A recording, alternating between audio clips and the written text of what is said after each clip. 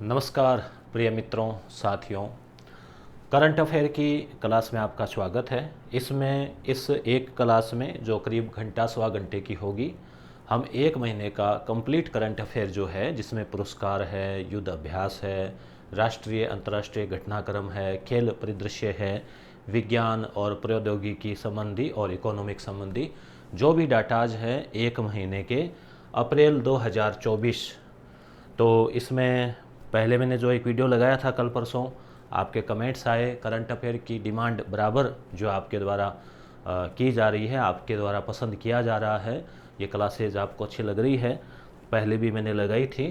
तो अपने जनवरी, फरवरी, मार्च, अप्रैल 4 महीने और अब ये मई जो है 5 ऐसी क्लासेज अपनी आएगी, जिसमें कि अपन 5 महीने का जो करंट अफेयर है वो कवर करवा देंगे। तो इस क्लास में हम मार्च की घटनाओं को अप्रैल मंथ के नाम से कवर कर रहे हैं। पहले हम पुरस्कारों की बात करते हैं। तो आपको ध्यान में होगा कि अभी मोदी जी ने जो है भूटान की यात्रा की थी। भूटान की राजधानी थिम्पू है और वहाँ पे राजा और प्रधानमंत्री दोनों ही पद हैं। तो मोदी जी को एक अंतर्राष्ट्रीय पुरस्कार वहाँ पे दिया गया था। तो वो भूटान का सर्वोच्च सम्मान है। जैसे भारत का सर्वोच्च सम्मान भारत रत्न है, वो अक्सर भारतीयों को ही दिया जाता है, पर कभी कभी कोई विदेशी व्यक्ति को भी दे दिया जाता है। जैसे कि अफ्रीका के जो राष्ट्रपति थे उनको भी दिया गया था। तो इसी प्रकार से अपने जो मोदी जी प्रधानमंत्री है, उनको भूटान यात्रा के दौरान वहाँ का जो सर्वोच्च सम्मान है, order of the Druk Gyalpo, drug DRUK, drug Gyalpo.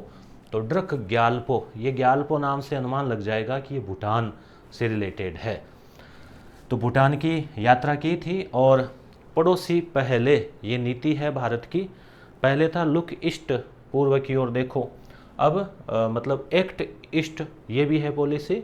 तो भूटान के नरेश यानी राजा जो है वो है जिग्मे खेसर नामग्याल वांगचुंग, और मोदी जी यह पुरस्कार पाने वाले प्रथम विदेशी शासनाध्यक्ष है। इससे पहले ये जो पुरस्कार है भूटान का, ये 3 लोगों को और मिला है, पर वो भूटान के ही थे। तो ये इसमें है। तो मोदी जी को मिले अब तक के जो पुरस्कार है उन पर भी हम नज़र डाल लेते हैं। तो आपको इतना याद रखना है कि जैसे एग्ज़ाम में पूछते हैं तो ऐसे आते हैं कि order of the Druk Gyalpo सम्मान हाल ही में किस देश के द्वारा दिया गया। तो पुरस्कार का नाम और देश का नाम अक्सर यही जो है पूछा जाता है। इससे पहले जो पुरस्कार मिले थोड़ी सी नज़र उन पर भी डाल लेते हैं। जैसे जुलाई 2023 में फ्रांस के द्वारा भी लीजन ऑफ ऑनर दिया गया था। मिस्र के द्वारा भी ऑर्डर ऑफ द नाइल सम्मान, सर्वोच्च सम्मान वहाँ से दिया गया था। 2023 में पापुआ न्यू गिनी द्वारा भी सम्मान दिया गया। फिजी के द्वारा भी कंपेनियन ऑफ द ऑर्डर सम्मान जो दिया गया। यहाँ पे आपको ये जो नाम है ये आपको थोड़ा ध्यान में रखना है। जैसे नाइल शब्द है, ये मैंने उस समय करंट अफेयर करवाया था, उस समय भी अपन ने पढ़ी थी। लीजन ऑफ ऑनर है, तो ये जो नाम है ना, यहाँ से क्वेश्चन बनता है कि ये सम्मान किस देश के द्वारा, तो यहाँ आगे ऑप्शन में देश। तो ऐसे आपको थोड़ा सा ध्यान में रखना है। पलाऊ गणराज्य द्वारा दिया गया, भूटान के द्वारा दिया गया ड्रुक ग्यालपो से। ये 2021 नहीं है, 2024 ही है, पर ये अभी इसमें कोई आ गया होगा।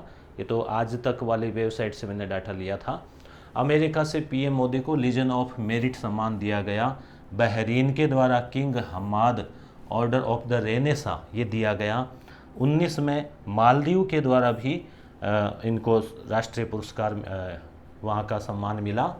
रूस के द्वारा सेंट एंड्रू पुरस्कार मिला। यूएई के द्वारा ऑर्डर ऑफ जायद मिला। Grand Collar of the State फिलिस्तीन अवार्ड भी मिला फिलिस्तीन के द्वारा। और मोदी जी को अफ़गानिस्तान के द्वारा भी जो है अमानुल्ला खान ये पुरस्कार मिला। और सऊदी अरब के द्वारा भी जो है अब्दुल अजीज़ अल सऊद। तो यहाँ तो नाम में सऊद आ रहा है तो आपको पता लग जाएगा। तो इस प्रकार से सन अब कोई याद रखने की आवश्यकता नहीं है। जिस समय क्वेश्चन आए थे उस समय के एग्जाम्स में पूछे गए थे। अब पुराना पूछने का चांस तो कम ही है, पर कम से कम 2023 वालों पे आप थोड़ी नज़र रख सकते हो। और ये अभी लेटेस्ट में है। 23 में ही एक ये और है ऑर्डर ऑफ द ऑनर, ये 2023 में जो है ग्रीस के द्वारा, ग्रीस के राष्ट्रपति ने मोदी जी को the Grand Cross of the Order of Honour ये दिया गया। तो हमने क्या देखा कि अभी तक जो पुरस्कार मिले वो, और हाल ही में लेटेस्ट मिला है भूटान के द्वारा। क्लियर। नेक्स्ट पेज देखते हैं। Oscar award. ऑस्कर अवार्ड आपको पता है अमेरिका में दिया जाता है, और पूरे विश्व स्तर पे जो फिल्म है या उसकी अलग अलग कैटेगरियाँ हैं, संगीत है और है, तो उसमें फिल्म जगत का सबसे बड़ा सम्मान जो ये माना जाता है। तो ये 96वां अवार्ड था अब तक का। तो सर्वश्रेष्ठ फिल्म का अवार्ड किसको मिला है ये आपको इम्पोर्टेंट है, याद रखना है। ओपेनहाइमर। ओपेनहाइमर ये फिल्म का नाम है, और इसको 7 अवार्ड, जैसे बेस्ट एक्टर है, बेस्ट एक्ट्रेस, ऐसे अलग अलग जो अवार्ड होते हैं वो इसको मिले हैं। तो केवल मेरे ख्याल से इतना ही काफ़ी है। हालांकि किताबों में तो वो सारे अवार्ड दिए रहते हैं, उतने नए तो याद होते हैं, नहीं पूछे जाते हैं, अक्सर फिल्म का ही पूछा जाता है। एबेल पुरस्कार। एबेल पुरस्कार किससे संबंधित है? क्षेत्र भी कई बार पूछ लिया जा सकता है। तो गणित के क्षेत्र का ये नोबेल पुरस्कार है, क्योंकि आपको पता है कि नोबेल पुरस्कार तो सबसे बड़े पुरस्कार होते हैं विश्व के। तो गणित के क्षेत्र का ये सबसे बड़ा हो गया, तो हम कह सकते हैं गणित का नोबेल। किसको मिला है? मिशेल टेलाग्रैंड। ये मिशेल टेलाग्रैंड जो है वो पुरुष है, इस नाम से लग रहा होगा महिला होगी, फोटो से वो पुरुष थे। तो फ्रांस के हैं ये। तो टेलाग्रैंड यानी इनमें काफ़ी टैलेंट था, ग्रैंड बड़ा टैलेंट, तो ऐसे आप ट्रिक से इसको याद रख सकते हैं। सरस्वती सम्मान, तो ये के बिरला फाउंडेशन के द्वारा दिया जाता है। फाउंडेशन का मतलब ये उद्योगपति इनके नाम से ट्रस्ट बना रखा है, वहाँ से वो राशि दी जाती है, और ये नाम से पता चल रहा है सरस्वती सम्मान। तो साहित्य, कविता इस क्षेत्र में दिया जाता है। इम्पोर्टेंट है, क्वेश्चन पूछा जाता है साहित्य सरस्वती सम्मान का। और ये जो क्लास है ये आपके first grade, second grade, school education, उसके अलावा आप सीईटी दे रहे हैं, राजस्थान का एग्ज़ाम दे रहे हैं, इंडिया लेवल का कोई दे रहे हैं, सभी में काम आता है करंट अफेयर। तो और लगभग पिछले 6 महीने से लेकर 12 महीने का करंट अफेयर पर्याप्त होता है एग्ज़ाम से। तो ये अब की बार का जो सरस्वती सम्मान है ना, वो प्रसिद्ध मलयालम कवि प्रभा वर्मा, इनका नाम है प्रभा वर्मा। नाम में कई बार पहचान नहीं हो पाती है कुछ नामों की, कि भाई नाम से महिला या पुरुष का पता लगता नहीं है, कई बार कॉमन ऐसे नाम होते हैं। तो प्रभा वर्मा ये आप फोटो में देख पा रहे हैं। इनकी रचना है रौद्र सात्विकम, और शायद ये वहाँ राजनीति में भी सक्रिय है, कुछ मंत्री वगैरह भी ऐसा याद आ रहा है। तो रौद्र सात्विकम इनकी उपन्यास है, उसके लिए दिया गया है, मलयालम भाषा के कवि है। चमेली देवी जैन पुरस्कार किस क्षेत्र में दिया जाता है? तो चमेली देवी जैन पुरस्कार जो है ये दिया जाता है पत्रकारिता के क्षेत्र में, और केवल महिला पत्रकार को ही दिया जाता है। तो अब इस बार का किसको मिला? तो एक तो है ग्रीष्मा कुठार और एक है रितिका चोपड़ा। ग्रीष्मा कुठार और रितिका चोपड़ा ये तो स्वतंत्र पत्रकार है, और रितिका जो है वो इंडियन एक्सप्रेस जो अखबार आता है उसमें पत्रकार है। तो चमेली देवी जैन खुद जो महिला है, स्वतंत्रता सेनानी, और ये क्या पत्रकारिता मेरे से रहा है इनका बड़ा नाम, तो अब इनके नाम से ये पुरस्कार जो दिया जाता है।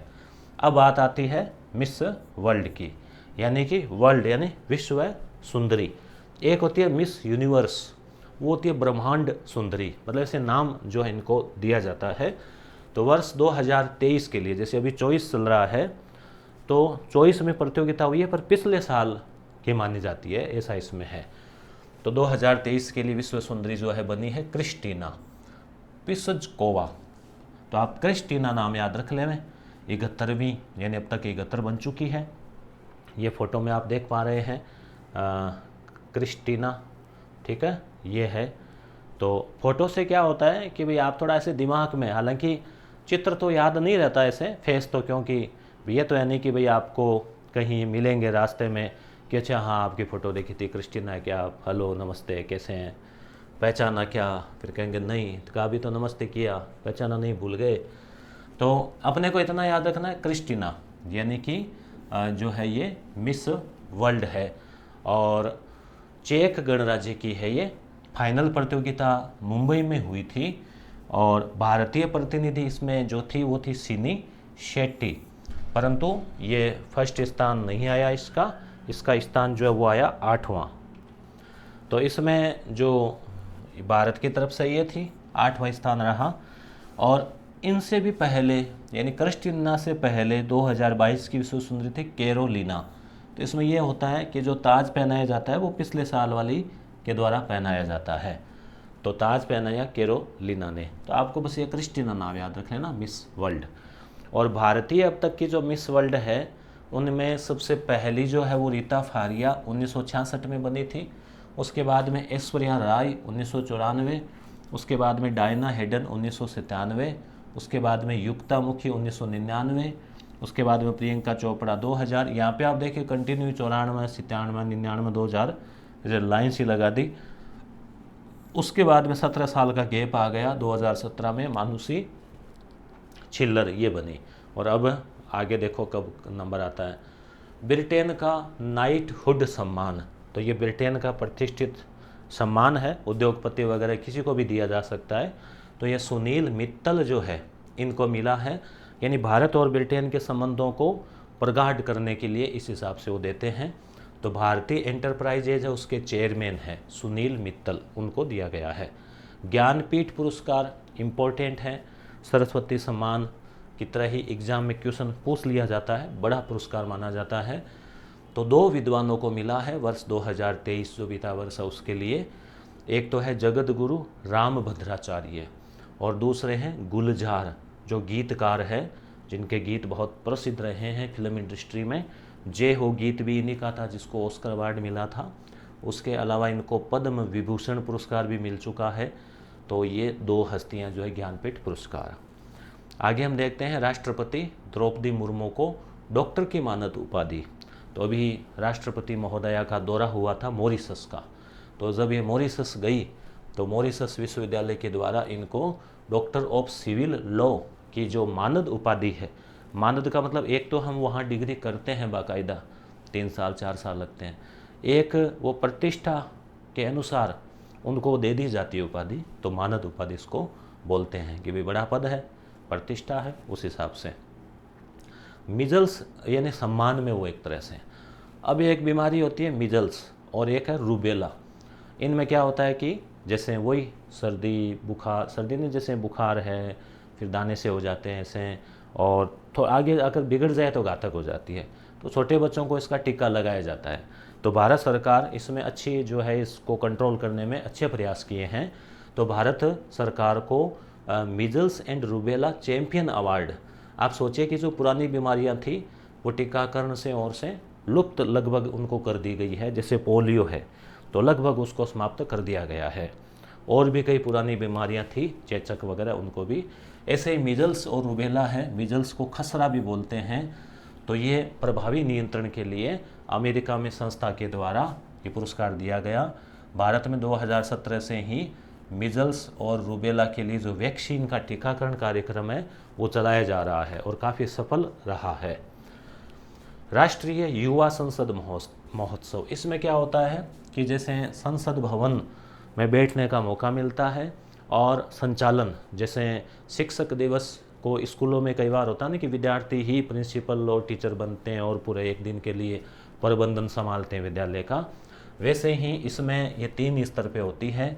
पहले जिला स्तर पे, फिर राज्य स्तर पे, यहाँ से चयन होके इसमें जाते हैं, यहाँ से चयन होके केंद्र में जाते हैं। तो इसमें हरियाणा के हैं यतिन भास्कर दुग्गल, तो यतिन भास्कर इनको पहला स्थान मिला है युवा संसद महोत्सव में। और राजस्थान की है कनिष्का शर्मा, इसको तीसरा स्थान जो है वो मिला है। प्रतियोगिता का आयोजन 3 स्तरों पे हुआ। राष्ट्रीय युवा संसद कार्यक्रम यानी संसद भवन की कार्य प्रणाली को देखने का मौका मिलता है इसमें, और खुद ही वैसे संचालन करते हैं एक दिन के लिए, ऐसा कुछ इसमें रहता है। रतन टाटा बड़ी हस्ती है, टाटा संस के पूर्व अध्यक्ष है, हालांकि अब तो काफ़ी बुजुर्ग हो गए हैं। तो बहुत दान पुण्य भी करते हैं। तो परोपकारी योगदान के लिए इनको पीवी नरसिम्हा राव जो पूर्व राष्ट्रपति रहे हैं उनका भी एक ट्रस्ट बना हुआ है जिसमें से पुरस्कार दिए जाते हैं। तो पीवी मेमोरियल अवार्ड से जो इनको सम्मानित किया गया है। बॉब जोन्स पुरस्कार गोल्फ के क्षेत्र का होता है। विश्व के प्रसिद्ध गोल्फर खिलाड़ी है, कई बार इनको प्रथम स्थान रहा है, इनके मुकाबले का कोई नहीं है, महान खिलाड़ी रहे हैं गोल्फर के टाइगर वुड्स, तो इनको जो है ये दिया गया है।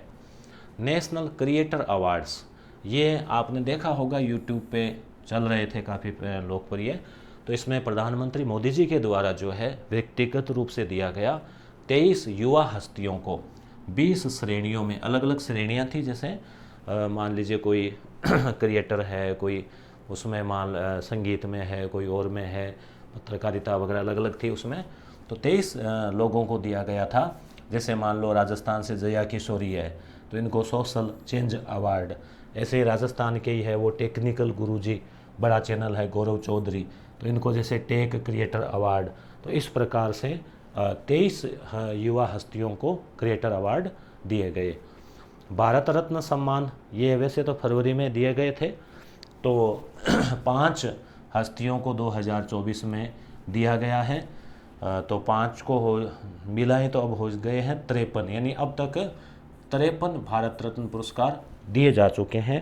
पहला भारत रत्न जो है वो 1954 में देना शुरू हुआ था, दिया गया था। भारत का सबसे बड़ा जो पुरस्कार है वो, तो एक तो है कर्पूरी ठाकुर, बिहार के समाज सेवी, पूर्व मुख्यमंत्री भी रहे, तो 49वां इनको दिया गया। लाल कृष्ण आडवाणी आप जानते ही हैं, उप प्रधानमंत्री भी रहे हैं, 50वां। चौधरी चरण सिंह, अब आप कहेंगे कि ये 50 51 क्रम भी याद रखना है क्या, तो पहले का 49वें का तो ज़रूर रख लेना और 53वां भी ज़रूर याद रख लेना। तो ये चौधरी चरण सिंह है वो पूर्व प्रधानमंत्री रहे हैं। पीवी नरसिम्हा राव भी पूर्व प्रधानमंत्री रहे हैं। और एमएस स्वामीनाथन का नाम आप जानते हैं, हरित क्रांति के लिए जाना जाता है, कृषि वैज्ञानिक। तो इसमें से केवल आडवाणी जी को छोड़ के बाकी सब के सब क्या है, इनको 100 वर्ष पूरे हो चुके हैं, यानी मरणोपरांत जो है दिया गया है। केवल आडवाणी जी को ही उनके हाथों में पुरस्कार दिया गया। तो ये आप फोटो से पहचान सकते हैं, ये आडवाणी जी है, ये पीवी नरसिम्हा राव है, ये कर्पूरी ठाकुर है, और ये चौधरी चरण सिंह है, और ये एमएस स्वामीनाथन है। साथ में थोड़ी तस्वीरें भी लगाई हैं ताकि आपको थोड़ा सा दिमाग में आपके स्थायी रहे चीज़ें। अब बात आती है खेल जगत की। खेल जगत में वुमेन प्रीमियर लीग, जैसे आईपीएल होता है वैसे ही WPL, महिलाओं का भी क्रिकेट का जो संस्करण है, ये सेकंड था 2024 का। तो ये किसने जीता, सीधा सा सवाल आ सकता है। तो ये रॉयल चैलेंजर बेंगलोर जो है टीम, वो विजेता रही। कप्तान कौन थी बेंगलोर टीम की, स्मृति मंधाना, ये आप तस्वीर में देख पा रहे हैं। रणजी ट्रॉफी क्रिकेट के क्षेत्र में होती है, ये राज्य स्तरीय, मतलब यानी राज्यों की टीमों के बीच में प्रतियोगिता होती है, नेशनल प्रतियोगिता। तो इसमें अब तक 89 ट्रॉफियाँ हो गई है ये क्रिकेट के क्षेत्र में। मुंबई ने जो है जीत ली है, और अब तक 89 में से आधी बार आप मान लो मुंबई जीती है, 42 बार। उपविजेता रही Vidarbha. Final match Wankhede stadium Mumbai में जो है वो हुआ। पेरिस ओलंपिक, अगले ओलंपिक पेरिस में होने हैं। 2020 वाले 21 में हुए थे टोक्यो में, अब होंगे फ्रांस पेरिस में, लगभग शायद ये अगस्त के आसपास। तो भारत के ध्वजवाहक जो है कौन बनेंगे, अंचत शरत कमल उनका नाम है, अंचत शरत कमल। तो ध्वजवाहक यानी टॉर्च बेरियर बोला जाता है, यानी जब शुरुआत होता है तो वो भारत का ध्वज लेकर चलेंगे। तो ये क्वेश्चन पूछा जाता है एग्जाम्स में, और ध्वजवाहक का भी पूछते हैं और समापन समारोह का ध्वज का भी पूछ लेते हैं। तो अभी तो पहले शुरू होगा, तो शुरुआत में तय हो गया कि भाई ये ध्वज लेके उसमें जाएंगे। तो आप याद रखें ये टेबल टेनिस खिलाड़ी है, तो आप शरत कमल, ऐसे कमल नाम से आप याद रख सकते हैं कि जैसे कमल के फूल के साथ, या मान लीजिए ऐसे आप ट्रिक से याद रख लेना इसको। पंकज आडवाणी कौन है, ये प्रसिद्ध बिलियर्ड और स्कूनर के खिलाड़ी हैं। लगभग क्या 26 बार इन्होंने अलग अलग प्रकार की वर्ल्ड कप प्रतियोगिता इन्होंने जीती है। और चीन में वर्ल्ड बिलियर्ड्स संग्रहालय जो है वो बनाया गया है, तो उसमें इनको हॉल ऑफ फेम यानी एक फेमस हस्ती के रूप में इनका जो वहाँ पे डिटेल है वो शामिल की गई है। विराट कोहली T20 प्रारूप में 12,000 रन बनाने वाले पहले भारतीय क्रिकेटर बन गए हैं। सुललिता टोप्पो ये प्रसिद्ध महिला हॉकी खिलाड़ी है। कई बार ऐसे नाम दे दिया और संबंधित खेल का पूछ लेते हैं एग्जाम में। खेलो इंडिया यूनिवर्सिटी गेम, जो यूनिवर्सिटीज़ है उनके बीच में होता है, ये चौथा था ये 2023 का। असम गुवाहाटी में इनका आयोजन हुआ। ओवरऑल चैंपियन चंडीगढ़ यूनिवर्सिटी है वो रही। ऑस्ट्रेलिया में ICC अंडर-19 क्रिकेट विश्व कप हुआ, पुरुषों की प्रतियोगिता, जिसमें विजेता टीम रही ऑस्ट्रेलिया और उप विजेता रहा भारत। तो ये हुई अपने खेल से संबंधित। देखो ऑस्ट्रेलिया ICC वर्ल्ड कप जीता। खेलो इंडिया यूनिवर्सिटी में चंडीगढ़। सुललिता हॉकी से संबंधित, विराट कोहली ने 12,000 रन बना लिए। पंकज आडवाणी चीन में वो म्यूजियम में इनका डिटेल लगी है। पेरिस ओलंपिक में शरत कमल ध्वजवाहक होंगे। रणजी ट्रॉफी मुंबई, WPL बेंगलोर, ठीक है। खेल जगत पहले का देखें, भारत रत्न 5 को, 2 तो पूर्व प्रधानमंत्री हो गए चौधरी चरण सिंह और PV नरसिम्हा राव। एक आडवाणी जी हो गए उप प्रधानमंत्री, एक बिहार के मुख्यमंत्री हो गए और एक जो है वो कृषि वाले, हरित क्रांति वाले। क्लियर। क्रिएटर अवार्ड 23 युवा हस्तियों को, बॉब जोन्स, टाइगर वुड्स को, रतन टाटा को परोपकारी के लिए, राष्ट्रीय युवा संसद में यतीन को और राजस्थान से कनिष्का को, मिजल्स में भारत को चैंपियन द्रौपदी मुर्मू को मॉरिशस से जो है वो, ज्ञानपीठ जगतगुरु रामभद्राचार्य और गुलजार को, ब्रिटेन का नाइटहुड सुनील मित्तल को, और ये जो अवार्ड है अगले वाला मिस वर्ल्ड क्रिस्टीना को, चमेली देवी जैन ग्रीष्मा और रितिका को, सरस्वती सम्मान प्रभा वर्मा को, एबेल पुरस्कार मिशेल टेलाग्रैंड को, ऑस्कर ओपेनहाइमर, डिवीज़न हो गया ना। और ये मोदी जी को भी पुरस्कार जो मिला था वो मिला था भूटान से, ड्रक ग्यालपो, ठीक है। तो यानी अभी जो पढ़ा हुआ आपको ऐसे नहीं है कि भाई मिक्स हो रहा हो, वापस रिवीजन से इजीली।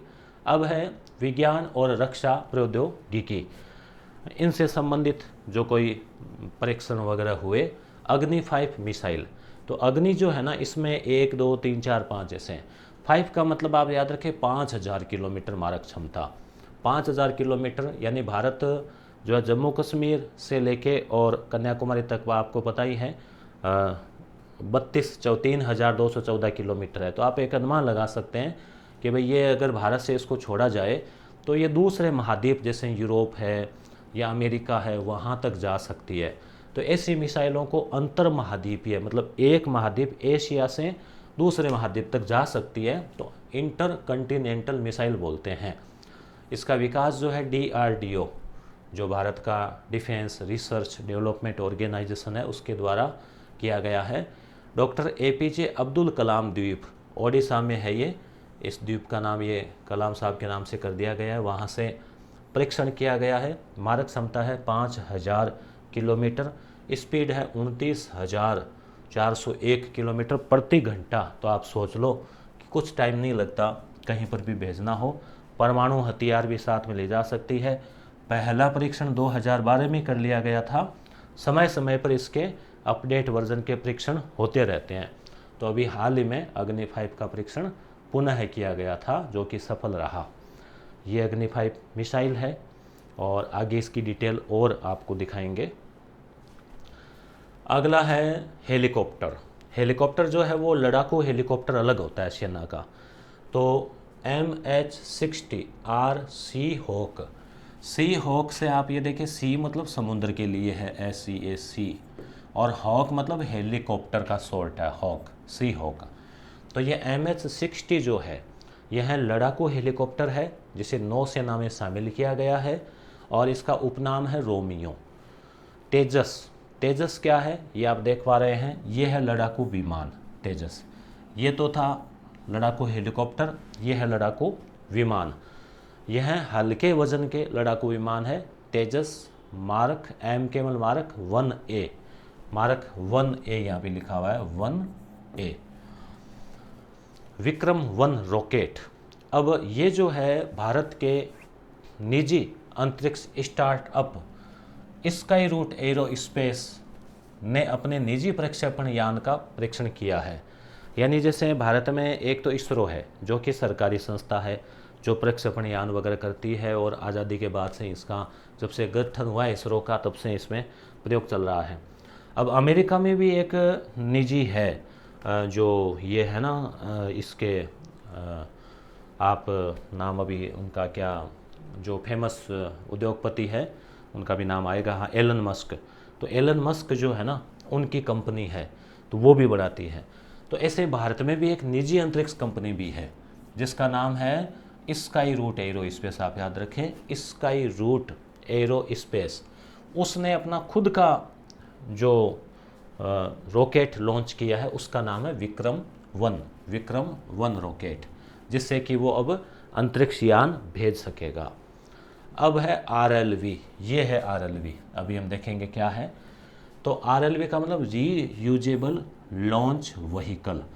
यानी पहले क्या था कि भी जैसे रॉकेट है उसके साथ में उपग्रह बांध दिए, रॉकेट गई अंतरिक्ष में, उपग्रह को छोड़ दिए, फिर रॉकेट नष्ट होकर गिर जाती थी समुद्र में, तो बार बार खर्चा होता था।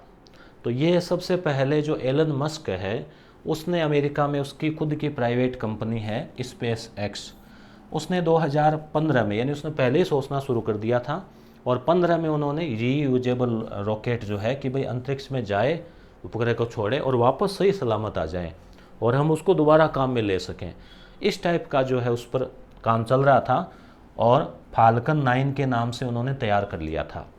अब भारत के लिए भी चैलेंज था, तो भारत ने भी, इसरो ने भी इस पर काम करना शुरू किया, और अब जो RLV है जिसका नाम रखा गया है पुष्पक, पुष्पक अपने आता है ना रामायण में विमान का नाम, तो ये रीयूजेबल लॉन्च व्हीकल है। यानी कि एक बार के लिए लॉन्च किया, वापस वहाँ से छोड़ के उपग्रहों को वापस धरती पे सही सलामत आ जाएगा, दोबारा तीसरी बार इसको, चौथी बार, यानी बार बार और भेज सकते हैं। तो खर्चा जो है वो बार बार नहीं आएगा रॉकेट के बनाने का। तो ये आप देख पा रहे हैं फोटो में, मतलब इसको इस हिसाब से बनाया गया है, रॉकेट का भी रूप है इसका, और एरोप्लेन की भांति भी है, और इसके टायर भी है, ताकि उतरते समय इसको आराम से इसकी ज़मीन के ऊपर लैंडिंग हो सके। तो ये है RLV इंडिया का, पुष्पक नाम से। अब है INS में नए जहाज, इंडियन नेवल सर्विसेज में जो बड़े जहाज है, युद्धपोत है, वो अक्सर लाए जाते रहे हैं। तो अभी के महीनों में INS अग्रे, INS अक्षय और INS जटायु, जटायु जो है वो लक्षद्वीप में रखा गया है। तो ये आप नए नाम ध्यान में रखें, जटायु, अक्षय और अग्रे। अब है चंद्रयान 4, चंद्रयान 3 भेजा जा चुका है, सफल रहा है। अगला प्लान जो है वो इसरो का है 2028 में चंद्रयान लॉन्च करने का, हो सकता है इस बार मनुष्य को भी भेजा जाए। अल्मात्रोसी, ये कौन है? ये UAE, संयुक्त अरब अमीरात, यूनाइटेड अरब अमीरात की अंतरिक्ष महिला यात्री है। यानी पहली महिला अरब देशों की, ये मान लीजिए कि पहली महिला अंतरिक्ष यात्री है जो कि नासा में ट्रेनिंग ले रही है और अंतरिक्ष में ये जाएगी। तो इसमें जो है ये आप नाम ज़रूर ध्यान में रखें, पूरा नाम है इनका नोरा अल मतरूसी, ठीक है। तो अल मतरूसी, वैसे अगर साथ में अल मतरूसी या अल मतरूसी आप ऐसे ध्यान में नाम रखें। ड्रैगन फायर, ड्रैगन फायर जो है ब्रिटेन की टेक्नोलॉजी है, एंटी ड्रोन लेज़र तकनीक। आपको पता है वर्तमान में, अब आने वाले समय में, और वर्तमान में ड्रोन का बहुत प्रचलन है। ड्रोन के द्वारा कृषि के क्षेत्र में, मेडिसिन के क्षेत्र में, उसका रक्षा के क्षेत्र में, और ख़तरे भी है ड्रोन के कि मान लीजिए कोई बम वगैरह बरसाया जा सकता है। तो सीमा में मान लो ड्रोन घुस आया, तो ड्रोन को ज़मीन पर बैठे बैठे ही लेज़र लाइट डाल के हवा में ही नष्ट कर दिया जाए। ये जो तकनीक है वो ब्रिटेन ने इसका इजाद किया है, एंटी ड्रोन लेज़र तकनीक, जिसका नाम रखा है ड्रैगन फायर। आगे चलें तो अभी हमने देखा विज्ञान और अंतरिक्ष से जुड़ा हुआ मैटर। अब हम देख रहे हैं आर्थिक घटनाक्रम, तो इकोनॉमी से जुड़ी हुई चीज़ें। ई वाहन नीति, आपको पता है कि आने वाला जो टाइम है वो इलेक्ट्रिक वाहन का है, क्योंकि पेट्रोल और डीजल के भंडार समाप्त हो रहे हैं और कार्बन उत्सर्जन ज़्यादा होता है। तो 2030 के बाद में ऐसे वाहन लगभग बंद होने वाले हैं। तो इलेक्ट्रिक वाहन के लिए सरकार ने एक नई नीति जारी की है 2024 में, केंद्र सरकार के द्वारा जारी। इसमें कुछ प्रावधान में एक तो ये है कि प्रतिवर्ष 8000 ईवी यानी इलेक्ट्रिक जो व्हीकल कारें जो है वो भारत लाने की अनुमति, यानी 8000 तक की अनुमति दे दी है। और स्थानीय बाज़ारों से, यानी जो विदेशी कारें यहाँ पे आएगी, टेस्ला वगैरह या कोई और की, तो स्थानीय बाज़ारों से 35% कंपोनेंट का इस्तेमाल ज़रूरी है, कि उनमें से आधा तो नहीं तो कम से कम 35% जो है, जो उनके अंदर जो सामान लगेगा, मटेरियल लगेगा, वो यहाँ लोकल से ख़रीदा जाए। अब है पैसे वालों की लिस्ट, दुनिया के सबसे अमीर लोगों की। तो हुरून जो है, ये है पत्रिका हुरून ग्लोबल रिच लिस्ट 2024। तो ये 1 नंबर इस पे चल रहे हैं एलन मस्क, जो कि अमेरिका के हैं। टेस्ला इनकी एक बड़ी कंपनी है, उसके अलावा SpaceX है, और ये जो और भी इनके बहुत सारे कंपनियां हैं, 7-8 या और भी ज़्यादा हो सकती है। एक जो X जो ट्विटर था वो भी इनका खरीदा हुआ है। तो नंबर 10 पे है मुकेश अंबानी, जो कि भारत के हैं, रिलायंस के। अब आप देखिए दोनों की संपत्ति का अंतर, जैसे एलन मस्क की है $231 बिलियन और मुकेश अंबानी की है $115 बिलियन, यानी जस्ट डबल है एक तरह से। और टॉप जो 10 अरबपति है उसमें से 8 अमेरिका के हैं, ये भी एक बड़ी सोचने वाली बात है। और अगर हम कुल अरबपतियों की बात करें, तो ये तो विश्व के सबसे अमीर हो गए। अरबपति, अरबपति मतलब करोड़, फिर अरब। तो अरबपतियों की बात करें तो चीन में जो अरबपति है वो सबसे ज़्यादा है, 814, अमेरिका में 800, भारत में है 271, जिसमें से भी मुंबई में सबसे ज़्यादा है, लगभग 96 करोड़ है। अगला है पाम ऑयल के बारे में। पाम ऑयल के लिए भी सरकार जो है वो नीति भी जारी की थी। तो पहला पाम ऑयल प्रसंस्करण इकाई जो है, यूनिट है पाम ऑयल के लिए, वो अरुणाचल प्रदेश में स्थापित की गई है। कंपनी है 3F पाम ऑयल। और 2021 में राष्ट्रीय खाद्य तेल पाम ऑयल मिशन जो लॉन्च किया गया था पूर्वोत्तर में, यानी जो पूर्वोत्तर भारत है, अरुणाचल प्रदेश और वो इलाके हैं, उसमें पाम ऑयल की अपार संभावनाएं हैं, इसके जो पौधे वो लगाए जा सकते हैं। इसी प्रकार पूर्वोत्तर में अरुणाचल प्रदेश में एक जल विद्युत परियोजना लॉन्च की गई, दिबांग बहुउद्देशीय जल विद्युत परियोजना। बहुउद्देशीय का मतलब जिससे जल नदी के ऊपर बांध बना के जल डाला जाता है, बिजली बनेगी, उसके अलावा सिंचाई के लिए और भी काम आता है, तो बहुउद्देशीय हो गया। तो ये अरुणाचल प्रदेश में दिबांग नदी घाटी में स्थापित की गई है। 2880 मेगावाट क्षमता 2032 तक प्रारंभ होगी, यानी इसको बनने में टाइम लगेगा। तो शुरुआत हुई है, उसका शिलान्यास हुआ है। दिबांग बांध देश का सबसे ऊंचा बांध जो है RCC निर्मित, RCC का मतलब होता है रॉयल कॉम्पैक्टेड कंक्रीट, होगा। ऊंचाई है 278 मीटर, यानी भारत का सबसे ऊंचा बांध, जो कि RCC से बना हुआ सबसे ऊंचा बांध है, तो वो है 278 मीटर दिबांग वाला जो भी बन रहा है। हाइड्रोजन की बात करें तो आने वाले समय में हाइड्रोजन ईंधन जो है वो भी एक महत्वपूर्ण ऊर्जा का स्रोत होगा। और हरित हाइड्रोजन का मतलब हुआ, हरित नाम आज इसका मतलब उसमें कार्बन का उत्सर्जन नहीं हो रहा है, यानी सौर ऊर्जा से या ऐसे किसी नवीकरणीय ऊर्जा से काम हो रहा है।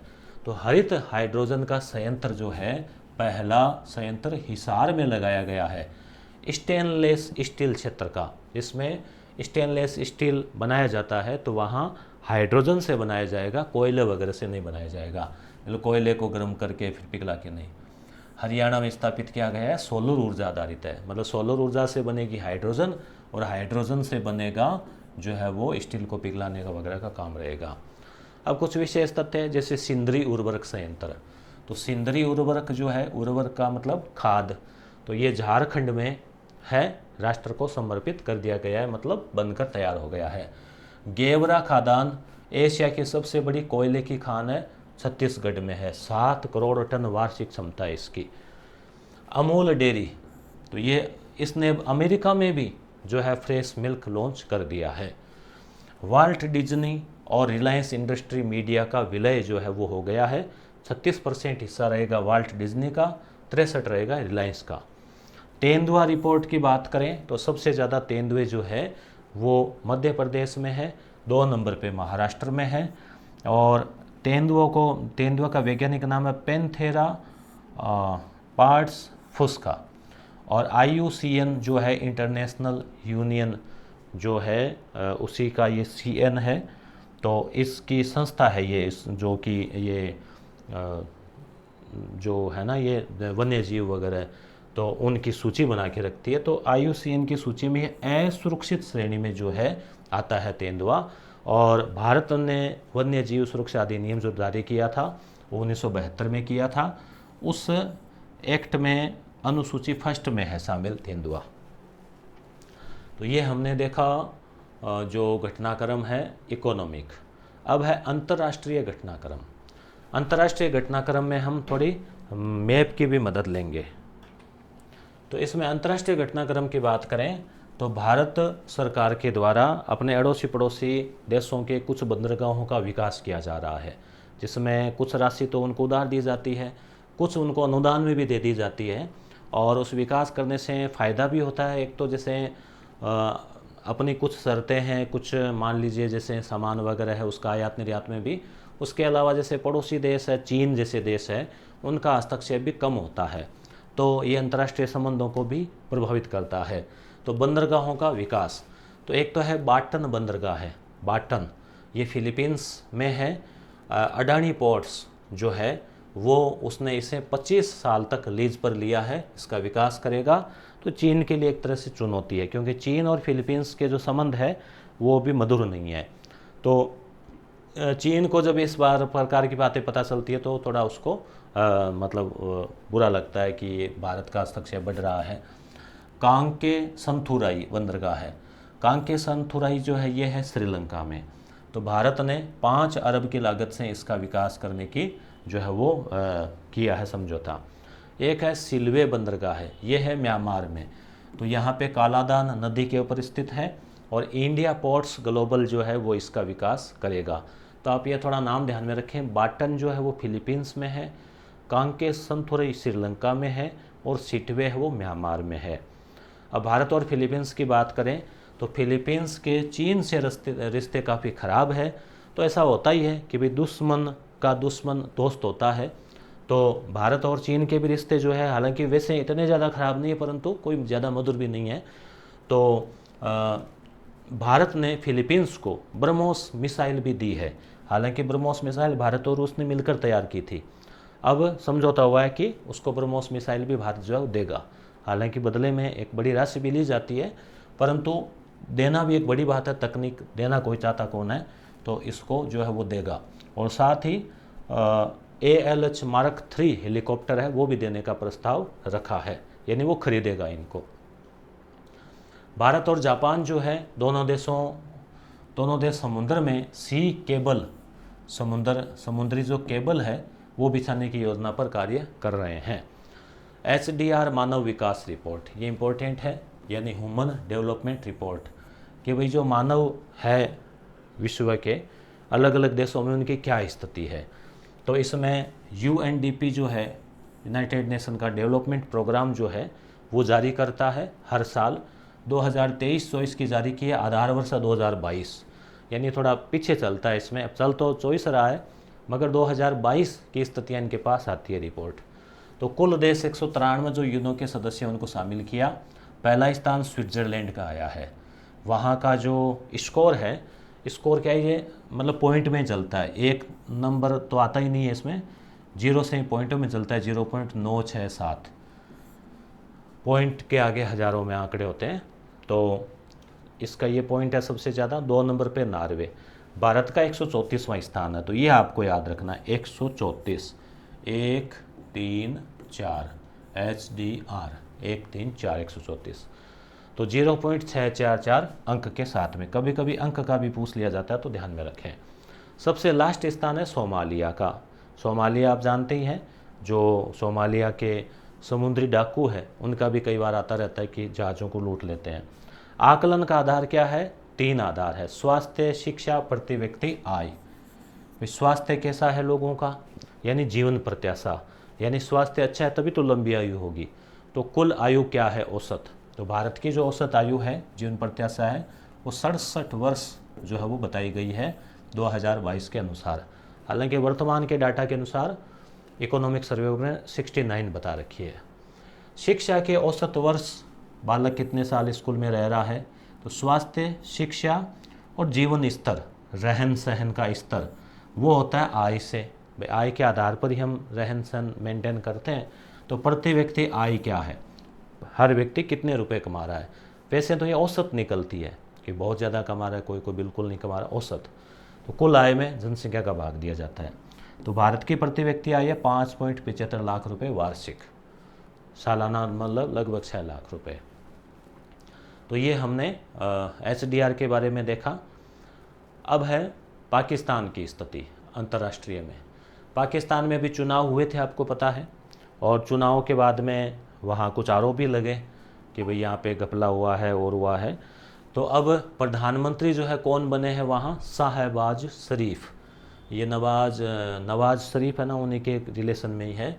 तो पार्टी है PMLN, यानी पाकिस्तान मुस्लिम लीग, एन का मतलब नवाज शरीफ वाली, तो N plus PPP, Pakistan Peoples Party, ये दोनों मिलकर इन्होंने सरकार बनाई है। राष्ट्रपति है आसिफ अली जरदारी, ये पहले भी रह चुके हैं, तो ये दूसरी बार बने हैं। नेशनल असेंबली बोलते हैं वहाँ की संसद को, जिसमें कुल सीटें हैं 336। अपने यहाँ पे जैसे 543 है ना, तो वैसे वहाँ 336 है। और पार्टी की अगर हम बात करें तो जैसे PMLN है, इसको 75 सीटें मिली थी, PPP को 54 मिली, निर्दलीय 93। तो मतलब ऐसे त्रिशंकु मामला था, किसी को स्पष्ट बहुमत नहीं मिला। इमरान खान को भी जेल में डाल रखा है, वो भी धांधलीबाजी का आरोप लगाते रहे हैं। उनके पार्टी का नाम है तहरीक इंसाफ। तो आपको ज़्यादा ये सीटें वीटें याद रखने की आवश्यकता नहीं, ऐसे बताया आपको कि और प्रधानमंत्री राष्ट्रपति का नाम थोड़ा ध्यान में हो। रूस में भी ये चुनाव हुए, तो वहाँ पे राष्ट्रपति व्लादिमीर पुतिन वापस बन गए हैं, लगातार 5वीं बार बन गए हैं। ये 1999 से चले आ रहे हैं, पहले 2 बार प्रधानमंत्री रहे, फिर 2 बार राष्ट्रपति रहे, फिर वहाँ क्या 2 बार से ज़्यादा बन नहीं सकता, तो संविधान में संशोधन करवा के और वो सीमा हटवा दी। तो अब यही रहे हैं। प्रतिद्वंदी इनका था निकोले खारितोनोव, तो उसको कोई ज़्यादा वोट नहीं मिला, 4% वोट जो है वो मिले हैं। हथियार रिपोर्ट की बात करें तो विश्व में सबसे बड़ा हथियार निर्यातक, यानी सबसे ज़्यादा हथियार बेचता है तो अमेरिका बेचता है। 2 नंबर पे है फ्रांस, यूरोप का देश। अब खरीदता कौन है सबसे ज़्यादा, तो हम खरीदते हैं, यानी भारत के लोग जो है सबसे बड़े हथियारों के आयातक है। हम लोग किससे खरीदते हैं, हम अमेरिका से ज़्यादा नहीं खरीदते, हम खरीदते हैं भारत के जो है, भारत खरीदता है रूस से, ठीक है। अब कुछ विशेष तथ्य, जैसे दुबई है, तो दुबई में बहुत सारे भारतीय कर्मचारी काम करते हैं, कई बार काम करते करते मृत्यु भी हो जाती है, तो उनके लिए ऐसी दुर्घटना हो जाए तो एक चलाई है योजना, जीवन सुरक्षा योजना, जिसमें कोई भारतीय कामगार की मृत्यु हो जाएगी तो 1.69 करोड़ रुपए का मुआवजा जो है वो दिया जाएगा। गर्भपात को संवैधानिक अधिकार देने वाला पहला देश फ्रांस बन गया है। टोकिन की खाड़ी चीन और वियतनाम के बीच में विवाद का कारण है। वियतनाम, अभी विश्व के मैप में आपको वियतनाम है, फिलीपींस है, ये हम भी देख लेंगे।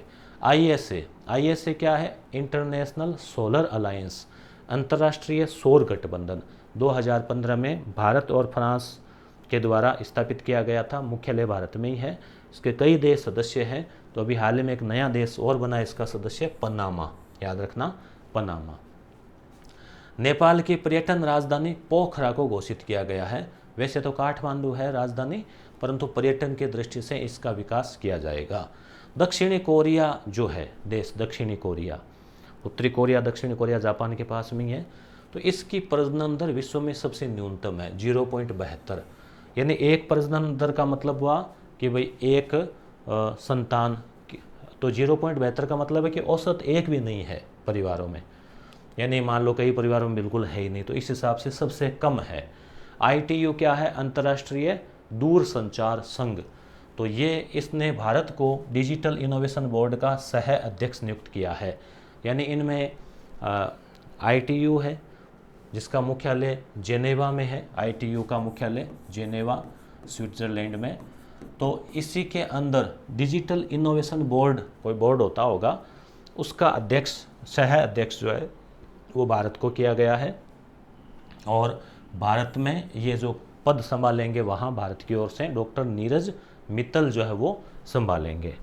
अब आपको ये चीज़ें थोड़ा मैप में भी आपको दिखा देते हैं। जैसे आप देख पा रहे हैं भारत, इधर ये ऑस्ट्रेलिया, ये फिलीपींस। तो फिलीपींस के साथ में भारत ने यहाँ पे जो बंदरगाह है उसका विकास करेगा, साथ ही ब्रह्मोस मिसाइल भी दी है। फिलीपींस के पास ही वियतनाम का नाम आया था, ये वियतनाम है।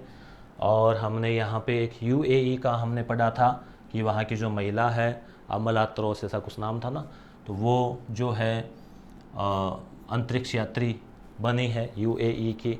उसके अलावा जैसे हम हेती का नाम पढ़ेंगे आगे, हेती को लेकर अभियान चलाया था वहाँ से फंसे हुए लोगों को निकालने के लिए। तो ये उत्तरी अमेरिका दक्षिण अमेरिका के बीच में कैरेबियाई देश है, यहाँ पे छोटा सा हेती। तो ये थोड़े थोड़े जैसे आप अगर ध्यान में रखते रहो, जैसे ही कोई देश का नाम आए तो वर्ल्ड के भी कुछ जो वर्ल्ड मैप है वो धीरे धीरे याद होने लगता है। ये कोरिया की बात आई थी, दक्षिणी कोरिया, ये दक्षिणी कोरिया है, ये उत्तरी कोरिया है। तो सबसे कम जो प्रजनन दर है वो दक्षिणी कोरिया की है।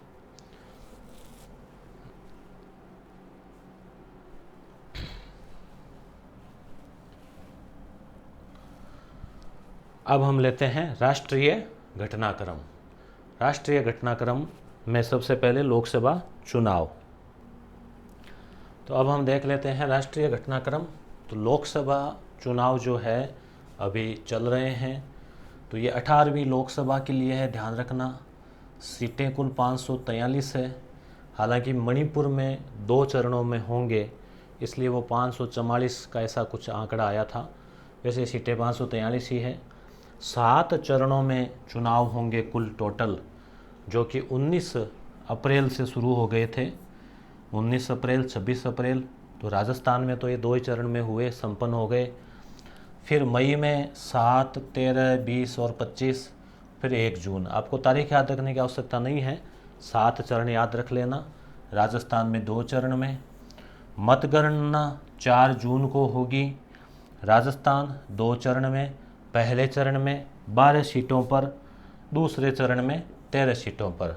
13 और 12 15, 25 सीटें कुल है ही अपने यहाँ पे। तो पहले में 12 है, दूसरे में 13 जो सीटें हैं। 7 चरण वाले राज्य जो है जैसे यूपी, तो यूपी में सभी 7 चरणों में चुनाव होंगे। आबादी ज़्यादा है ना। बिहार, पश्चिमी बंगाल, तो यहाँ पे 7 चरणों में चुनाव होंगे। थोड़ा सुरक्षा की दृष्टि ओर से भी चुनाव से संबंधित कुछ ऐप भी है जैसे सी विजिल।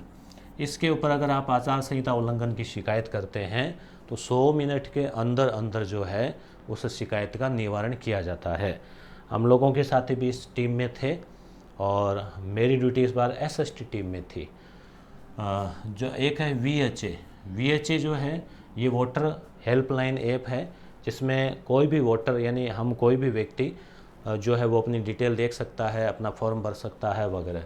KYC भी आया था, नो योर कैंडिडेट ऐप। और BLO ऐप भी है जिसमें BLO खुद जो है वो फॉर्म वॉर्म भरते हैं। साथ में 4 विधानसभाओं के चुनाव भी चल रहे हैं, यानी लोकसभा के साथ साथ 4 विधानसभाओं के, जिसमें आंध्र प्रदेश में, ओडिशा में, अरुणाचल प्रदेश में और सिक्किम में। 3 तो देखो यही है, आओ अरुणा सिक्किम चलें। कोई भी ट्रिक याद रख लेना, आंध्र प्रदेश, ओडिशा, अरुणा और सिक्किम। उपचुनाव की बात करें तो विधानसभा के उपचुनाव 26 सीटों पर हो रहे हैं। जैसे राजस्थान में 1 सीट खाली हो गई थी, बागीडोरा बांसवाड़ा की। क्यों हो गई थी?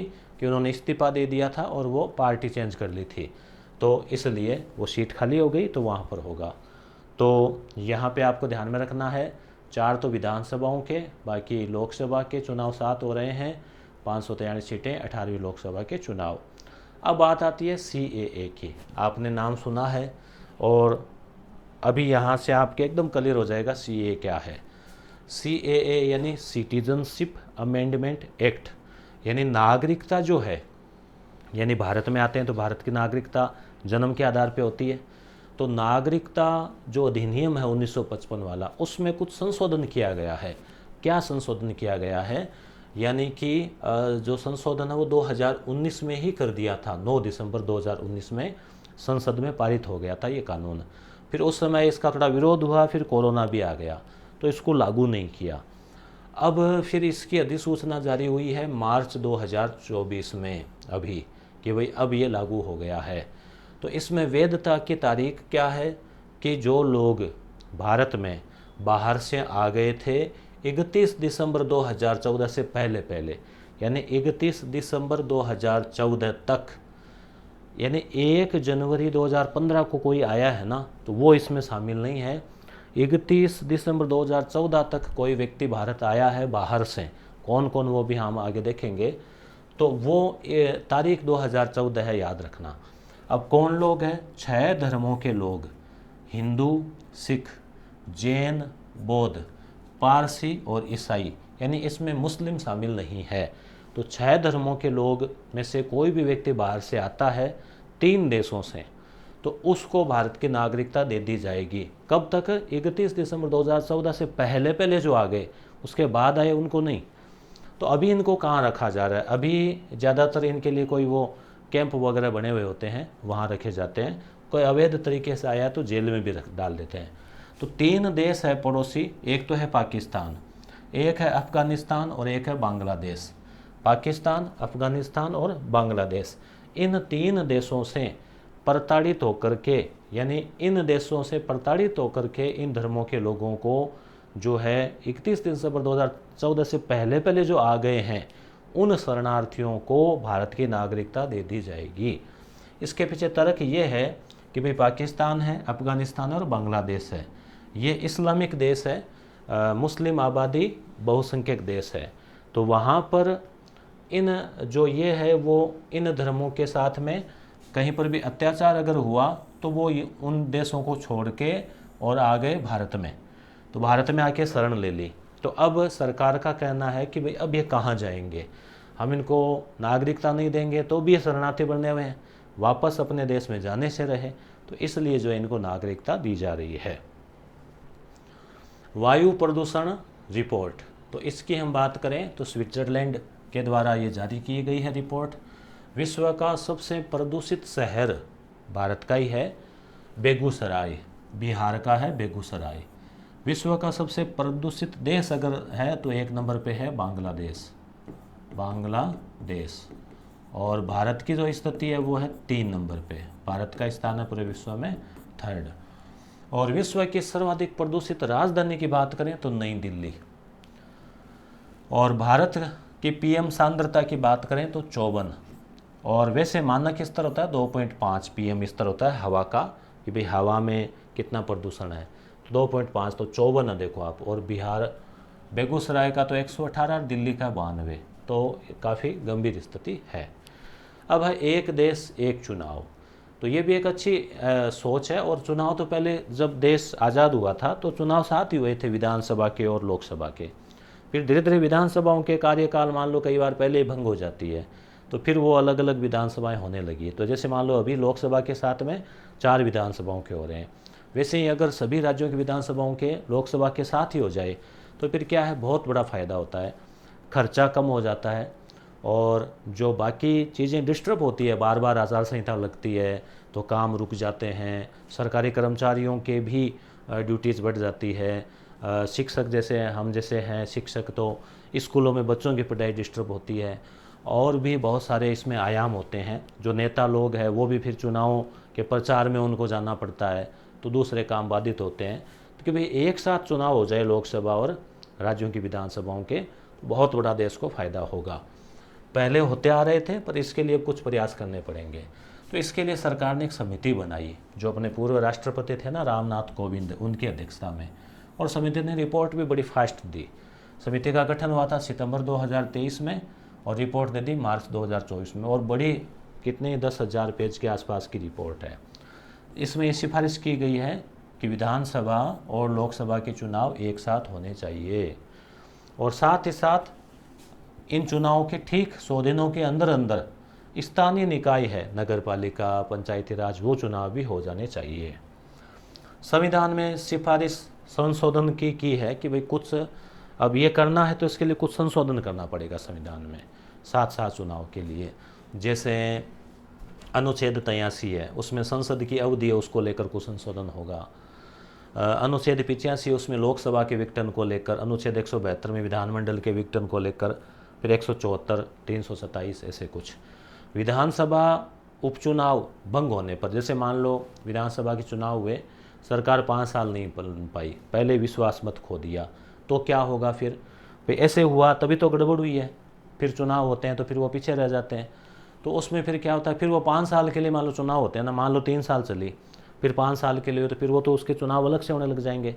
तो कहा है कि मान लो चुनाव हुए और वो 2 या 3 साल 4 साल चली, तो फिर आगे उपचुनाव अगर होंगे तो शेष समय के लिए होने चाहिए।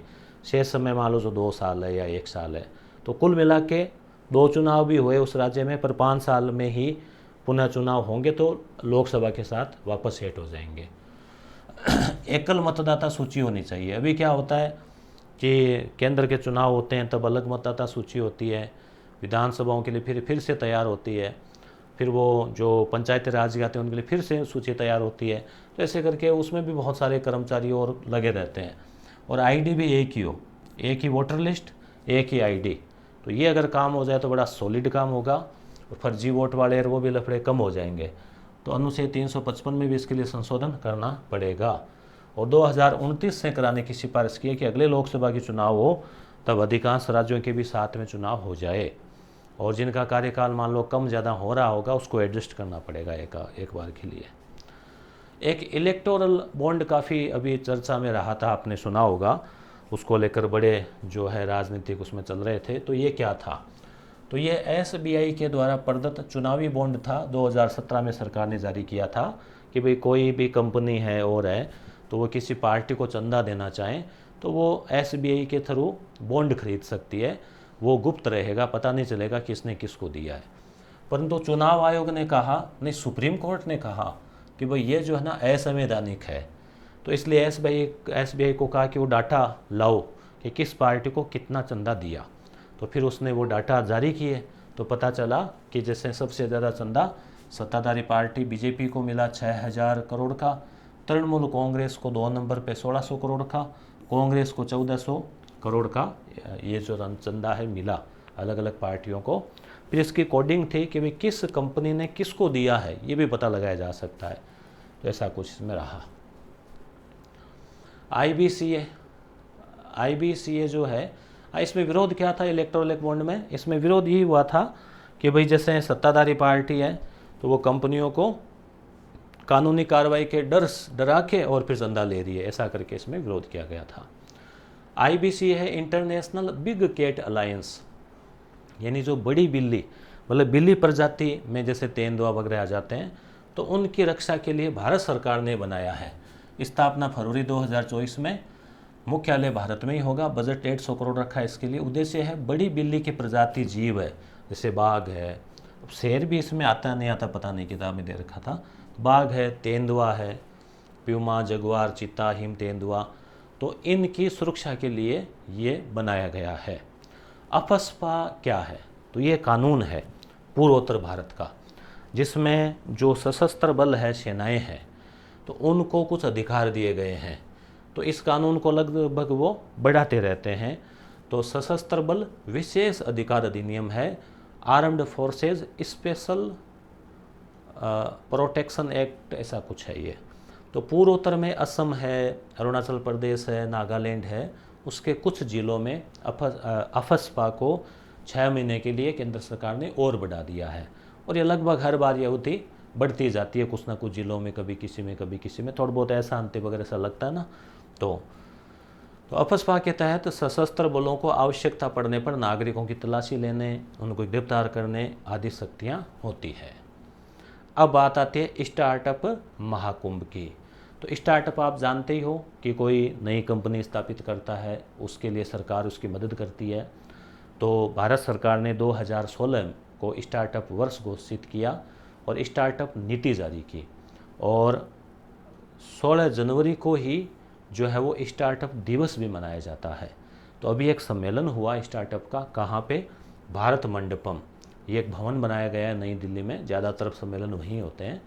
तो यहाँ पे सम्मेलन हुआ। उद्देश्य क्या था कि वे जो पूंजीपति है, इन्वेस्टर्स है, बड़ी पार्टियाँ हैं, वो कोई नई उभरती कंपनी है उसमें इन्वेस्ट करें, तो उनको आपस में मिलाना, साथ में जोड़ना। अब विशेष तथ्य देखते हैं कि भारत की पहली हाइड्रोजन ईंधन से चलने वाली जहाज यानी नाव जो है हाइड्रोजन से चलने वाली, तो वो कहाँ शुभारंभ किया गया है? तमिलनाडु के थूथुकुडी से किया गया है। थूथुकुडी, अपने राजस्थान में तो वो थुतकारा कहते हैं ना, उसको बोलते हैं। ओडिशा के पारादीप से हैदराबाद तक पाइपलाइन, अब ज़मीन के अंदर भूमिगत पाइपलाइन होती है जिसमें से ऑयल, पेट्रोल आदि भेजा जाता है। तो ओडिशा के पारादीप से हैदराबाद तक 1212 किलोमीटर लंबी तेल पाइपलाइन का जो है मोदी जी द्वारा तेलंगाना से उद्घाटन किया गया। कंपनी है इंडियन ऑयल। सुप्रीम कोर्ट ने कहा है कि ये जो ग्रेट इंडियन बस्टर्ड है ये संकटग्रस्त है, तो इसका संरक्षण किया जाए। तो संरक्षण के लिए एक समिति नियुक्त की है। शेरनी क्या है? शेरनी है कि भाई जैसे विज्ञान के क्षेत्र में महिला वैज्ञानिकों की भागीदारी भी बढ़ाई जाए, तो SHEC, सी महिला के लिए यूज किया जाता है, तो सी रिसर्च नेटवर्क इन इंडिया, तो इसको शॉर्ट में SHERNI, शेरनी, UGC ने जो है ये पहल की है। सेला टनल यानी सुरंग, ये अरुणाचल प्रदेश में ईटानगर में एक सुरंग बनाई गई है BRO के द्वारा, यानी बॉर्डर रोड ऑर्गेनाइजेशन, सीमा सड़क संगठन जो है उसके द्वारा निर्मित की गई है। यह सुरंग विश्व की सबसे ऊंचाई पर यानी 13,000 फीट के ऊपर बनी हुई सबसे लंबी सुरंग है। यानी ऊंचाई पर बनी सबसे लंबी, ज़मीन पर नहीं, ऊंचाई पर बनी सबसे लंबी, सबसे ऊंचाई पर और सबसे लंबी सुरंग है ये। 11 किलोमीटर लंबी। ये देखो इस प्रकार की है, जैसे या आप इस प्रकार से यहाँ से शुरुआती फोटो है इसकी टनल की। आगे है लचित बोरफुकन। ये कौन है? ये असम के महान सेनापति थे मध्यकाल में। असम को अहोम भी कहा जाता है।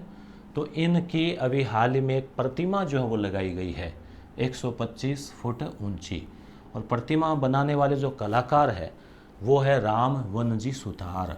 ये इन्होंने और भी बड़ी बड़ी प्रतिमाएं जो है बनाई है। उत्तरी भारत का पहला होम्योपैथी सरकारी कॉलेज कहाँ खुलेगा? उत्तरी भारत का पहला, तो कठुआ, जम्मू कश्मीर में। चक्षु ऐप क्या है? ये दूर संचार विभाग के द्वारा जारी किया गया है। आजकल जो स्पैम कॉल, धोखाधड़ी वगैरह होती है तो उसमें ये रक्षा करेगा। पटना, बिहार में, पटना में भारत का पहला राष्ट्रीय डॉल्फिन अनुसंधान केंद्र, डॉल्फिन मछली होती है और इसका रिसर्च केंद्र गंगा नदी में खूब पाई जाती है, और भारत का जलीय जीव भी है ये, राष्ट्रीय जलीय जीव डॉल्फिन। तो ये पटना, बिहार में जो है ना, इसका रिसर्च सेंटर खोला गया है। भोपाल में क्या स्थापित किया गया है, क्यों चर्चा में रहा? देश का सबसे ऊंचा मौसम टावर जो बादलों की स्थिति वगैरह आदि बताएगा, 72 मीटर ऊंचा है ये, यानी कि लगभग 200 फीट ऊंचा। रूपा तारकसी क्या है? रूपा तारकसी है कला, चांदी की कसीदाकारी कला, जो कटक उड़ीसा में है। इस चांदी की कलाकारी को GI टैग जो है भारत सरकार ने दिया है। GI टैग क्या होता है? भौगोलिक इंडिकेशन या भौगोलिक उपदर्शन, यानी कि वो कला जो है उस क्षेत्र विशेष की है, उसकी एक विशेष पहचान है उस क्षेत्र की, उसकी एक तो कोई दूसरा नकल नहीं कर सकता, और उस क्षेत्र में ही वो विशेष स्पेशल होती है। नई दिल्ली में अभी हाल ही में नौसेना के नए स्वतंत्र मुख्यालय की स्थापना की गई है। यानी इतने दिन नौसेना का कोई अलग से मुख्यालय नहीं था, बल्कि उसके 13 अलग अलग क्षेत्रीय कार्यालय थे। अब एक अलग से मुख्यालय जो है वो बना दिया गया है। अब बात आती है नियुक्तियों की, कि हाल ही में कौन कौन नियुक्त किए गए हैं। तो CBSE, जैसे RBSE है, वैसे central board of secondary education है, उसके अध्यक्ष बने हैं राहुल सिंह। इसे एक है एनआईए, राष्ट्रीय जांच एजेंसी, जो कि गंभीर मामले होते हैं देश की सुरक्षा से जुड़े हुए, उनकी जांच करती है। उसके डीजी बने हैं सदानंद वसंत, सीनियर आईपीएस अधिकारी। ऐसे ही एक सरकार का होता है प्रेस सूचना ब्यूरो, पीआईबी, तो इसकी प्रमुख बनी है शेफाली शरण। शेफाली शरण ये भारत सरकार की प्रवक्ता भी कहलाती है, महिला है, 5वीं महिला, अब तक 5 महिलाएं बन चुकी है। नायब सिंह सैनी कौन है? ये है हरियाणा के नए मुख्यमंत्री।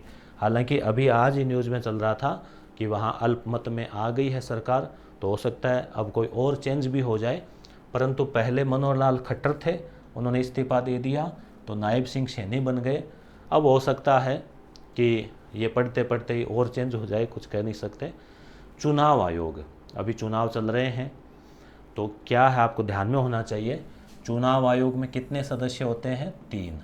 एक तो मुख्य चुनाव आयुक्त, 2 अन्य चुनाव आयुक्त। तो अनुच्छेद 324 में चुनाव आयोग का उल्लेख है, 324 से 329 तक। मुख्य चुनाव आयुक्त कौन है? राजीव कुमार, याद रखना आप, राजीव कुमार, ये आप बीच में देख पा रहे हैं, राजीव कुमार। 2 अन्य चुनाव आयुक्त अभी हाल ही में नियुक्त किए गए हैं, कौन कौन? एक तो है सुखबीर सिंह संधू, दूसरे हैं ज्ञानेश कुमार। तो ये है सुखबीर सिंह संधू और ये है ज्ञानेश कुमार, ध्यान में रखें। तो 3 सदस्यीय चुनाव आयोग है।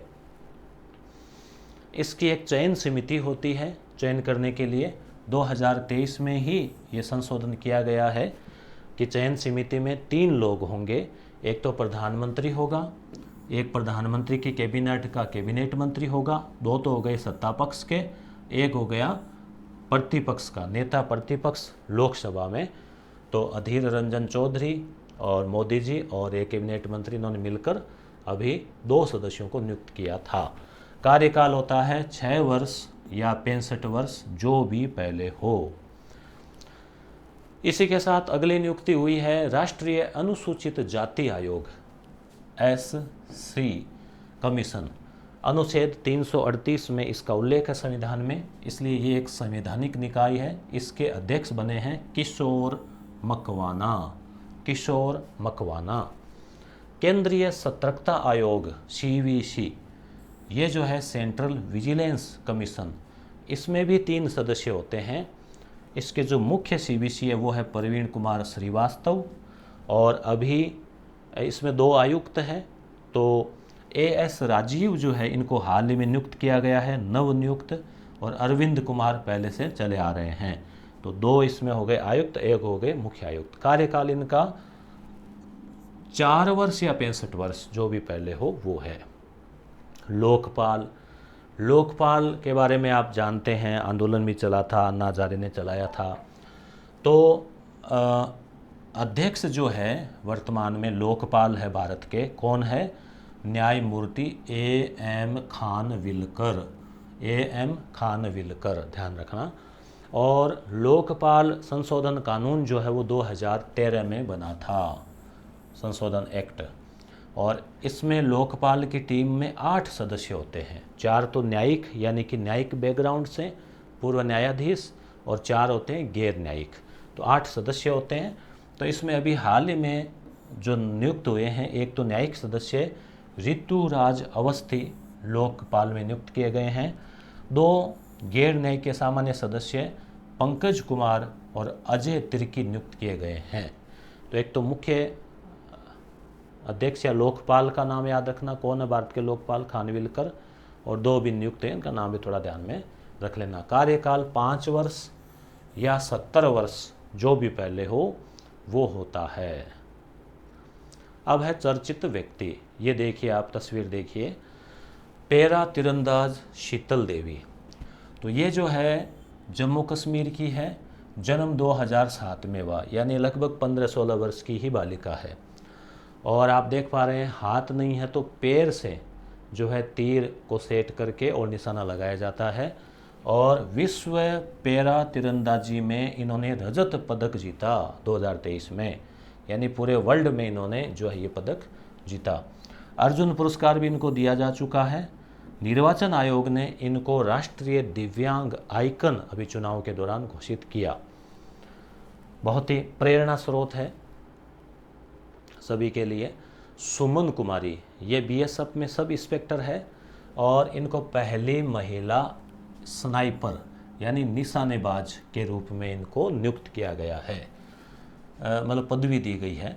सुधा मूर्ति इन्फोसिस की पूर्व अध्यक्षा है, राज्यसभा का सदस्य उनको हाल ही में बनाया गया है। आपको पता ही है राज्यसभा में 12 सदस्यों को राष्ट्रपति के द्वारा मनोनीत किया जाता है, जो कला, विज्ञान, साहित्य या फिर समाज सेवा में जो है वो अग्रणी हो। चंपई सोरेन कौन है? झारखंड के नए मुख्यमंत्री बनाए गए थे, क्योंकि जो पहले थे हेमंत सोरेन, वो तो अरविंद केजरीवाल की तरह भ्रष्टाचार के मामलों में जेल में चले गए। चेतन भगत प्रसिद्ध लेखक है, अभी हाल ही में इनकी किताब आई है 11 rules for life, 11 rules for life. Allu Arjun पता ही है आपको, तेलुगु अभिनेता है प्रसिद्ध, और ब्रिटेन में एक म्यूजियम है जहाँ पे प्रसिद्ध हस्तियों के मोम के पुतले लगाए जाते हैं। वैसे ही दुबई में भी वैसा ही एक म्यूजियम बनाया गया है जिसका नाम है मैडम तुसाद, ब्रिटेन वाला नाम ही है। तो उस दुबई वाले मैडम तुसाद संग्रहालय में अल्लू अर्जुन का मोम का पुतला जो है वो लगाया गया है। इसका मतलब वो एक फेमस हस्ती है। अब दिवस की बात करें मार्च के महीने में, तो 3 मार्च विश्व वन्य जीव दिवस, 8 मार्च अंतर्राष्ट्रीय महिला दिवस। क्या थीम थी? तो इसकी थीम थी महिलाओं में निवेश, प्रगति में तेजी लाएं। यानी महिलाओं में निवेश, यानी अगर हम शिक्षा में उनको आगे बढ़ाएंगे तो प्रगति में तेजी होगी। 22 मार्च विश्व जल दिवस, शांति के लिए जल का उपयोग। 23 मार्च शहीद दिवस, भगत सिंह सुखदेव राजगुरु का बलिदान। 30 मार्च राजस्थान दिवस। ये अग्नि 5 मिसाइल की थोड़ी बड़ी फ़ोटो मैंने यहाँ पे ली है, आप देख पा रहे हैं। लंबाई 17 मीटर, चौड़ाई 2 मीटर, वजन रेंज 5500, इंजन वगैरह ये इसका दिखाया गया है। अब हम देखते हैं आगे ऑपरेशन। सैन्य अभ्यास हाल ही में किए गए थे, तो कौन कौन से कहाँ कहाँ हुए? तो पहला है टाइगर ट्रायम्फ 2024 का, तो ये भारत और अमेरिका के बीच में। ट्रायम्फ का मतलब होता है विक्ट्री। तो जल और थल सेना का था, ये पूर्वी तट के ऊपर हुआ। सी डिफेंस, सी यानी समुद्र, तो ये भारत और अमेरिका का समुद्री सुरक्षा के लिए था। तो ये अब मेरे भारत और अमेरिका का हो गया। समुद्र लक्ष्मण, ये भारत और मलेशिया के बीच में नौसैन्य अभ्यास विशाखापट्टनम में हुआ। लामीतीये, भारत और सेशेल्स। सेशेल्स एक द्वीपीय देश है, 115 छोटे छोटे द्वीपों से मिलकर बना हुआ है, हिंद महासागर में है। तो थल सेना का अभ्यास हुआ।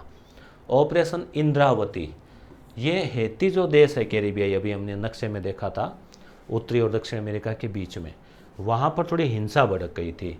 तो जो भारतीय लोग थे वो फंस गए थे वहाँ, उनको निकालने के लिए, स्वदेश लाने के लिए जो ऑपरेशन चलाया गया उसका नाम है ऑपरेशन इंद्रावती। भारत शक्ति, ये भी भारत की तीनों सेनाओं के द्वारा अभ्यास किया गया। पोखरण में मोदी जी भी वहाँ पहुँचे थे। अब जो प्रमुख है सेनाओं के, थल सेना अध्यक्ष कौन है वर्तमान में? जनरल मनोज पांडे, या फोटो में देख पा रहे हैं। वायुसेना प्रमुख कौन है? एयर चीफ मार्शल विवेक राम चौधरी, ये आप देख पा रहे हैं। और नौसेना स्टाफ के प्रमुख एडमिरल दिनेश कुमार त्रिपाठी, ये नए बन गए हैं। पहले ये थे हरि कुमार, अब ये बन गए हैं, तो इनकी जगह ये आ गए हैं। और तीनों सेनाओं के जो मुखिया है, चीफ ऑफ डिफेंस स्टाफ, वो है जनरल जनरल अनिल चौहान, ये है अनिल चौहान साहब। तो इस प्रकार से हमने देखा कि एक महीने का करंट अफेयर जिसमें प्रमुख ऑपरेशन, उसके अलावा जैसे हमने देखा चर्चित व्यक्ति, फिर हमने देखे जैसे चुनाव आयुक्त है, नियुक्तियां हैं वो, और उसके बाद में जैसे विशेष तथ्य, राष्ट्रीय घटनाक्रम, अंतर्राष्ट्रीय घटनाक्रम, ये सब चीज़ें हमने देखी। और निश्चित रूप से ये क्लास आपको अच्छी लगी होगी। राजस्थान जीके का पार्ट है, उसकी अलग क्लास लाएंगे आपके लिए मंथली। और इंडिया और वर्ल्ड वाला जो पार्ट है उसके लिए इस प्रकार की क्लास रहेगी। क्लास अच्छी लगी है तो ज़रूर आप कमेंट करके बताएं। और भी आपका कोई सवाल हो इससे जुड़ा हुआ या कोई और आपका कुछ कहना हो तो आप कमेंट में कह सकते हैं। धन्यवाद।